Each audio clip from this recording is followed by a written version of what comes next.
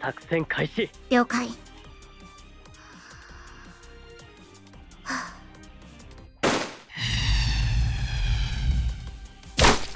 Welcome back to Grisaia Phantom Trigger. Today, let's talk about the third installment to this high-action slice-of-life assassin mercenary series, and this time, we're focusing on the extremely skilled but sharp-tongued sniper of the team, Tokha Shishigaya. My name is August, and let's get right to it. We continue following the treacherous lives of our female assassins as they spend another day indulging in the warm confines of their school, this time with a new member to their team, a retired member of the Russian mafia. As you may expect, nothing they do is ever considered normal, and that includes their summer vacation retreat, a summer boot camp competing in a mock war game. Again, welcome to Grisaia Phantom Trigger, where we have guns on one hand and a bowl of ramen on the other. You can expect the same familiar story beats from the previous titles in its quite lengthy firearm explanations and extremely detailed and methodical ways of consuming food cuisine. A great thing about these slice of life scenes outside of the action is that they show off the other characters' more casual personalities. Yes, Rena endlessly talking about how to properly eat ramen has relevance. 最高にジューシーだね。20個ぐらいペロリといきそうなところ。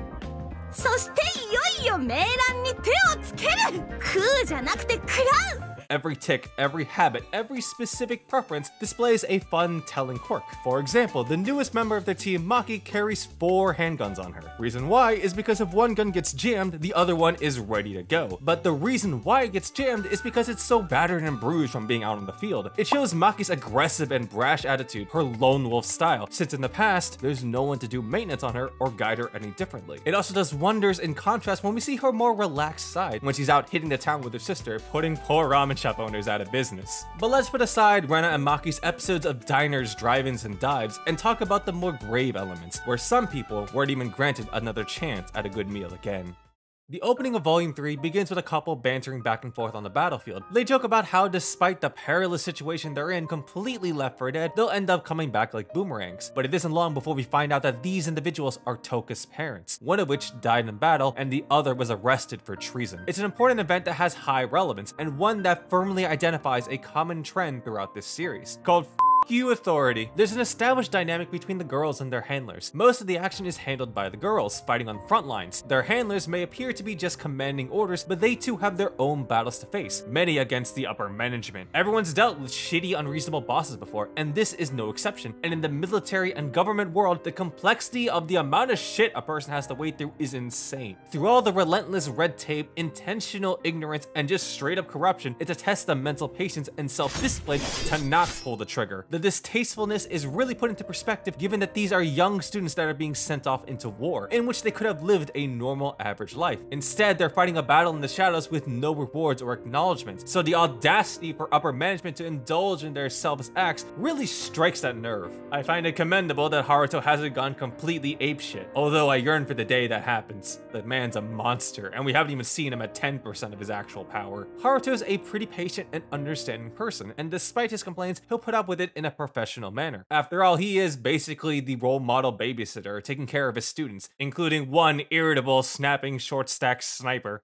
可愛い子ってのに釣られたわけ。Now, while Rena and Maki are forces of nature on the battlefield, Tokha is no exception either, being an ace sniper at a young age. It runs in a family being raised by her parents, former military snipers. Maybe she wouldn't be so hostile if they were still around though. Tokha is quite the irritable one, easily prone to violent outbursts. She has that uncaring, distant side to her, but every once in a while there's traces of compassionate feelings. That slight change in inflection in her voice makes a huge difference. Even a single offhand remark can show that she cares. In other words, she's a classic tsundere. とにかくこの髪留めは何でもないから怒らせちゃいましたね。どうか今どうして私別に全部正直に話してもよかったのに。 But while her actions may resemble a certain blonde-haired woman, this one has the experience and no-nonsense attitude to get the job done. The beginning of this episode and its relevance to the events here serve as a reminder of Tokha's past, both about her and her relationships. Because despite how distant and emotionally detached a person may seem, even the death of someone close to them has a significant effect. It shows how meaningful that connection is as life experiences, skills, and beliefs are exchanged between people. The display of their bonds are at its strongest when Grisaia Phantom Trigger focuses on how it turned people into who they are today. The only problem is that it seems the best characters have to die to do so. In conclusion, Grisaia Phantom Trigger continues the slice life stories of our cast, and it should prove no different from any of the volumes before it. I do think that this installation used Tokha as a representative of this volume's concepts, rather than giving her in-depth character development, but it was a nice look into her past history and current personality. Grisaia Phantom Trigger Volume 3 gets a 3 out of 5 from me. Subscribe if you like the video and want to see more. You can follow me on Twitter at TheAugustSale if you are interested. Thank you for watching, and I'll see you next time.